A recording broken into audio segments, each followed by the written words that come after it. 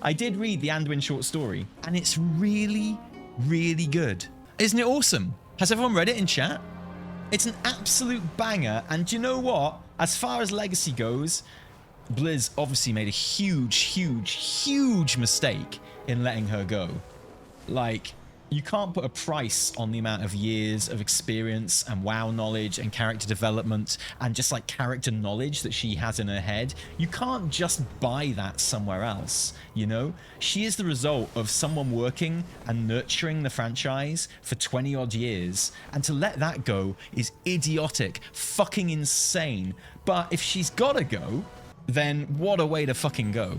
Like, honestly, it's so good. I really, really like it. Big fan. Well, you know I'm a big fan of Christie anyway. I'm massively biased, so you know, take what I say with a pinch of salt. But I think it's brilliant. I won't read it to you. I thought to myself when I started reading it to myself, I was like, oh yeah, I could read it on stream. It's a free short story. I don't like doing it with novels and shit, because you're supposed to buy those, right? It feels a bit copyrighty to just read like novels and shit. But short stories, they're out there. They've been put out there for free. Yeah, I could do that. But then halfway through reading the short story just to myself, I was like, oh, I can't read this on stream because I'll fucking cry. Like, it's so sad. And I knew, like, spoilers, okay? Spoilers for the short story, obviously. But, you know, there's, like, a character death in it. It's an obvious character death as well. Like, the second guy turns up. Second the guy is a nice guy, you're like, oh, that fucker's gonna die. But it was like, yeah, I found it incredibly sad and touching. I thought it was really, really good. I mean, obviously, Anduin is a big old crying baby who needs to man the fuck up. I want hot girls in World of Warcraft, not sobbing boys, right? But I actually really liked it. Let us cry with you. No, I loved it. I thought it was a really, really good short story. Let me just pull it up here. This story, it follows Anduin being, you know, an emotional wreck and seeking solace and trying to be alone and trying to kind of get away from it all and stay the fuck away from anyone who might know him. So, of course, he goes to Kul Tiras via Borealis, which is where Jaina is from, and in fact, where Jaina lives and where she rules over. So, yeah, I know, I get that, but I can suspend my... He's like, I'm so sad about all the bad things that the jailer made me do. I'm like Jean-Luc Picard post-Borg. I'm really going through some stuff. I just want to be alone. I don't want to risk running to anyone I know, let alone someone who really loves me, who I know will be looking for me, like Jaina. So what I'll do is, I'll literally go to where Jaina lives. She'll never find me there. But, having said that, I am very glad that he went to Kul Tiras, because I'm like such a Kul Tiras stan. I'm all about that shit. And Storm Song, a short story set in Storm Song, amazing, right up my alley. So he goes to Storm Song to try and, you know, like disappear basically, and he gets himself a job at a water mill. And the dude, is it Roderick? Is that his name? Who crops up? Roderick. This dude, Roderick, who served in the Fourth War, he's apparently quite old. So in the Fourth War, they were like he's got very little hair on his head, Roderick, and what hair he has got is grey. So he sounds pretty old, but he did serve in the Fourth War, which canonically I think is about like 6 years ago, which means they were calling up people, it sounds like, in their 40s and 50s into the Fourth War, but whatever, okay. And Roderick gives him a job in his water mill, and he tries to disappear, but he you know, he's very, very tortured still, and he's very kind of on edge, and he has these nightmares and these waking visions as well of, you know, when he was controlled by the jailer and the things he did when he was controlled by the jailer, but also just of the Fourth War.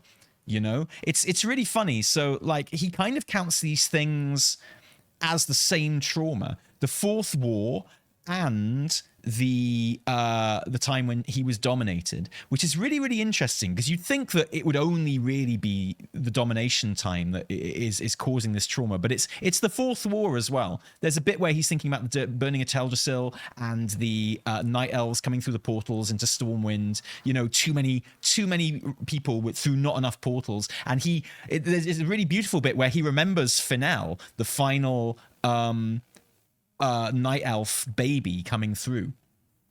And it's funny that he counts that alongside the domination time. He obviously feels, you know, comparatively helpless thinking about the Fourth War stuff as he does in his time of domination. I think that's really, really interesting. But then, yeah, he has visions of like killing sort of Night Fae in the assault on the Night Fae to steal that. Was it an emblem? What were they called? The crests that they stole off of the Eternal Ones. And then, of course, he remembers killing. Oh, well, he didn't actually kill her, but the Archon to get her crest or whatever.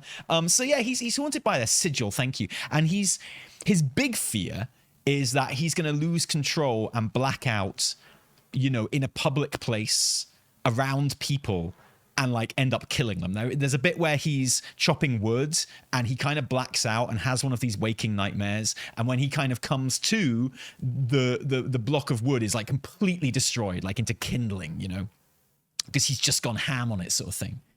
And yeah, it is implied in the game that he does a lot of stuff off screen, but this soldier does explicitly touch on stuff that we saw on screen, you know, the night elves kind of escaping from Teldrassil, the killing of Night Fae in the attack on Ardenweald, and the killing of the Archon as well.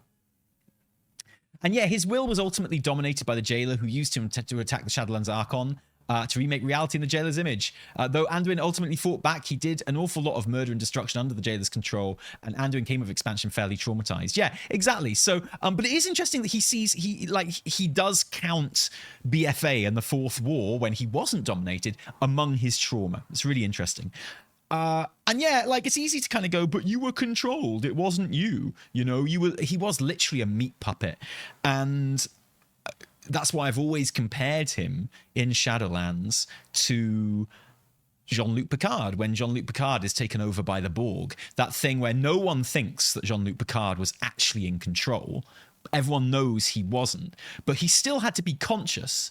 He still had to watch himself do that stuff, and live with himself afterwards and have those flashbacks. And that rage that Jean-Luc Picard develops, that we see in First Contact, I'm such a dweeb, sorry, where, like, you know, Whoopi Goldberg's character refers to him as Ahab in First Contact, because he's just like going after the Borg because he's got like this such a personal thing against them, and justifiably so, right? But it's like affecting his judgment in other areas. Yeah, best Star Trek movie in my opinion. Saw that one in the cinema. That's how old I fucking am. Saw First Contact in the cinema and it absolutely fucking slapped. Anduin's got a similar thing, right? Where he doesn't feel so much anger towards the Jailer. It's just like despair and fear of himself. It keeps going back to that thing where, you know, he's afraid that he might have enjoyed it, which is a typical victim response. Like, Anduin is 1000% a victim in the Jailer situation, like 1,000,000% a victim. Dude was like abducted and then tortured, and, you know, for the equivalent of like years, we're led to understand. And then, because time works differently in the Shadowlands, right? And then literally controlled and dominated like a meat puppet.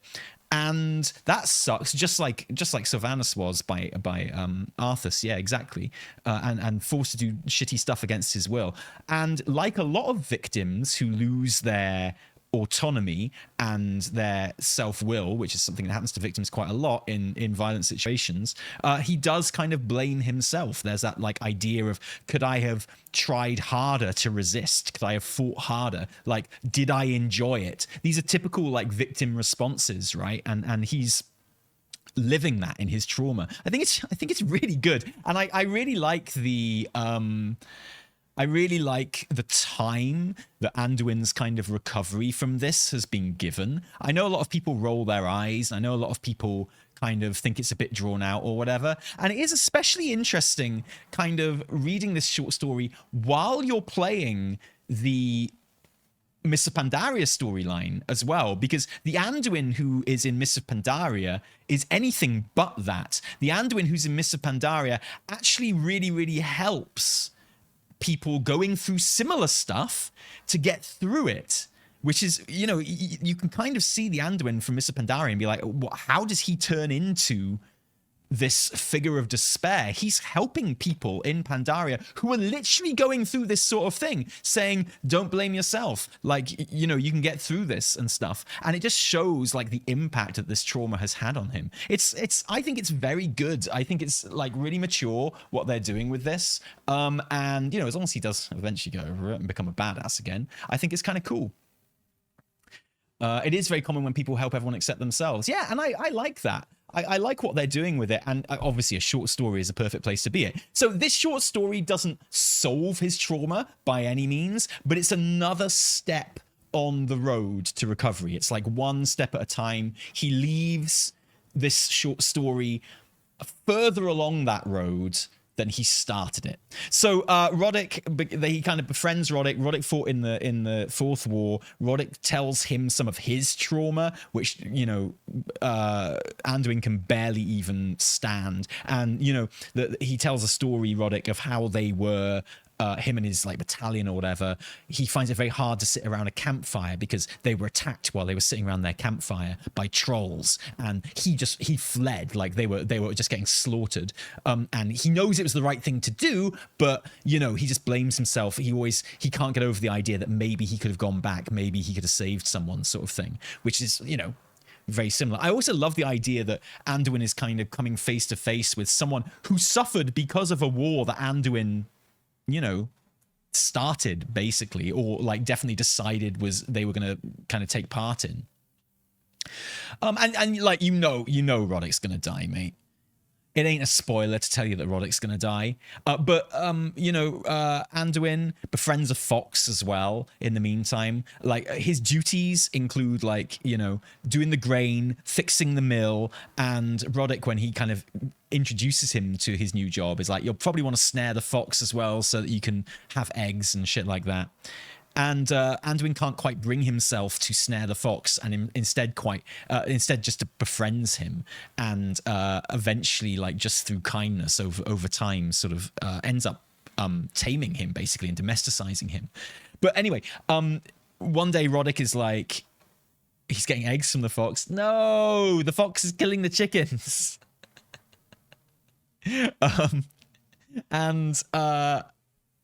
Roddick invites him to this festival in Stormsong Valley, which is really cool. And Anduin's like, nah, I'm not going to go. But on the day of the festival, he does his work, and then he sees over in the distance from where the festival's happening, like big black plumes of smoke coming over the horizon. And he jumps on his horse just out of kind of, you know, like muscle memory really, and like gallops into the town where the festival is happening.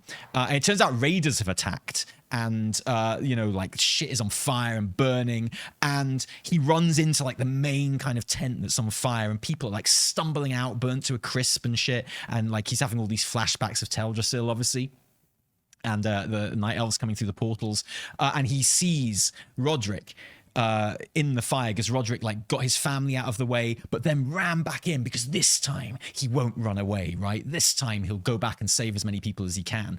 And there's this bit where Anduin is like, he's too scared to call on the light to try and heal Roderick, because he doesn't know if the light will answer. And he can't do it. He can't save Roderick.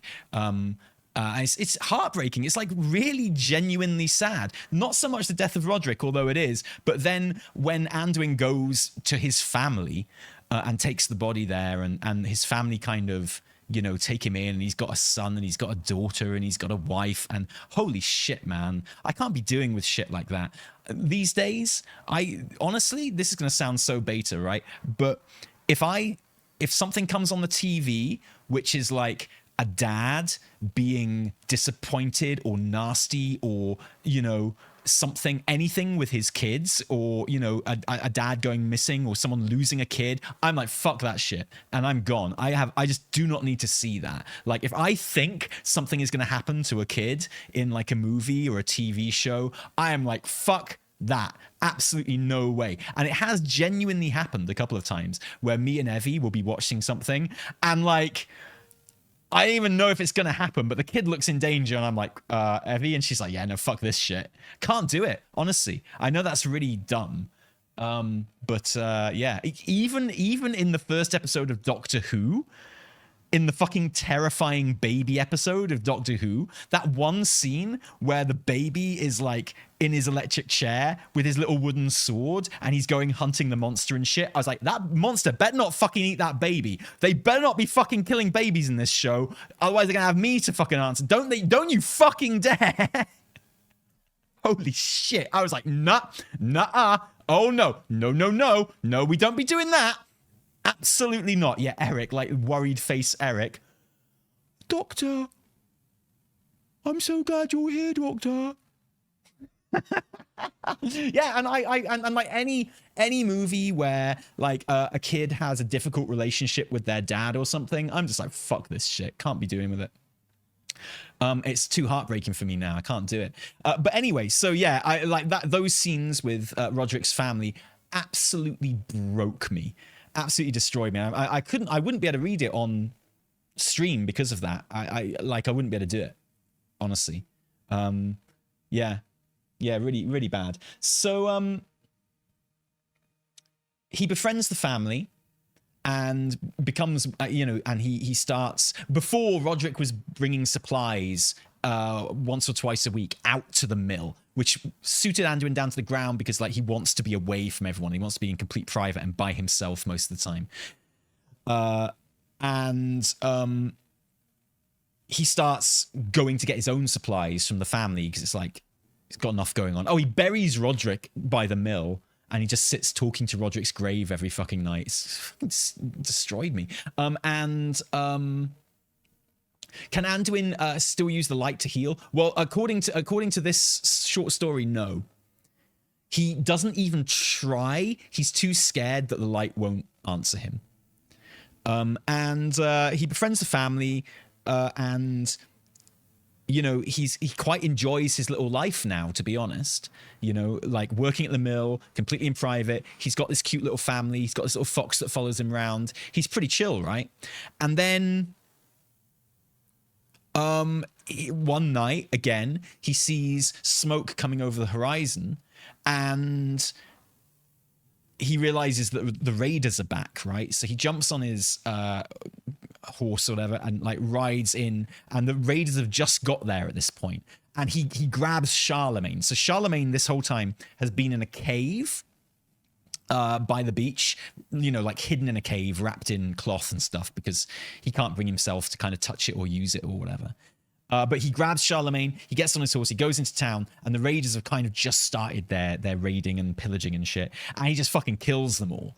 He just like absolutely destroys them. And again, like the kind of like the frenzy takes over like it does in his waking dream, and he literally slaughters them and kills them until the little child, the daughter of the family, Roderick's young daughter, comes up and kind of and stops him and is like, are you okay? And stuff. Because, oh yeah, the daughter had this sort of, went through some trauma after her dad died, obviously, which Anduin was able to help her with by talking about his own, relationship to his own parents, the fact that his mother died young, and the fact that, Varian was all sorts of things. So it's awesome. It's like, yeah, really, really great. And then in the middle of the daughter kind of comforting him and bringing an end to this kind of like blood frenzy, he gets his first vision of the world soul, or what we assume is the world soul, right? The Radiant Song, as people are calling it in The War Within. And it's the first like description we've had of the Radiant Song.